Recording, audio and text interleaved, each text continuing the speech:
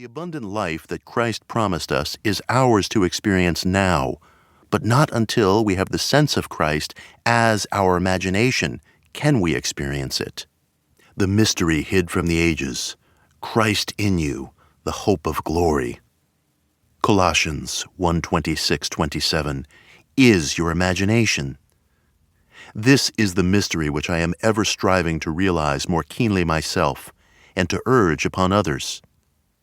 Imagination is our Redeemer, the Lord from heaven, born of man, but not begotten of man. Every man is Mary, and birth to Christ must give. If the story of the Immaculate Conception and birth of Christ appears irrational to man, it is only because it is misread as biography, history, and cosmology, and the modern explorers of the imagination do not help by calling it the unconscious or subconscious mind. Imagination's birth and growth is the gradual transition from a God of tradition to a God of experience. If the birth of Christ in man seems slow, it is only because man is unwilling to let go the comfortable but false anchorage of tradition. When imagination is discovered as the first principle of religion, the stone of literal understanding will have felt the rod of Moses, and like the rock of Zin, issue forth the water of psychological meaning to quench the thirst of humanity. And all who take the proffered cup and live a life according to this truth will transform the water of psychological meaning into the wine of forgiveness. Then, like the Good Samaritan, they will pour it on the wounds of all. The Son of God is not to be found in history nor in any external form. He can only be found as the imagination of him in whom his presence becomes manifest. Oh, would thy heart but be a manger for his birth, God once more become a child on earth. Man is the garden in which this only begotten Son of God sleeps. He awakens this Son by lifting his imagination up to heaven and clothing men in godlike stature. We must go on imagining better than the best we know. Man, in the moment of his awakening to the imaginative life, must meet the test of sonship. Father, reveal thy Son in me.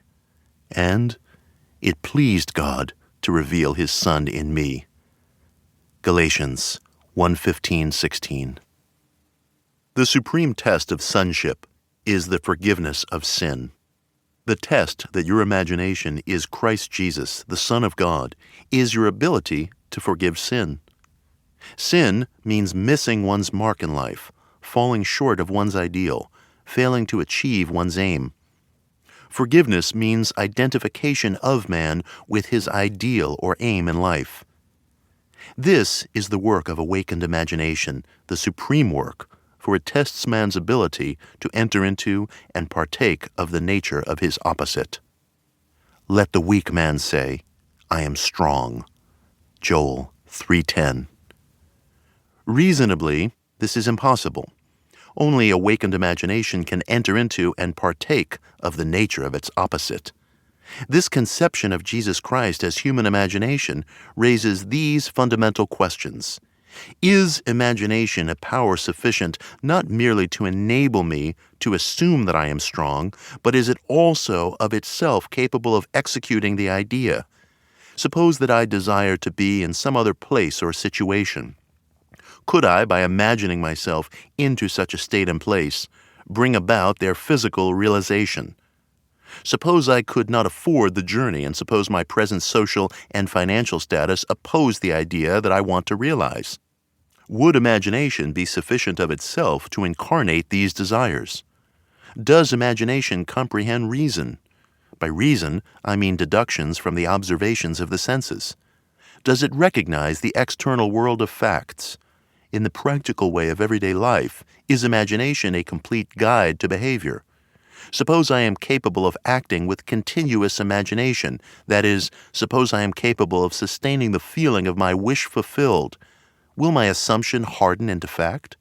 And if it does harden into fact, shall I, on reflection, find that my actions through the period of incubation have been reasonable? Is my imagination a power sufficient not merely to assume the feeling of the wish fulfilled,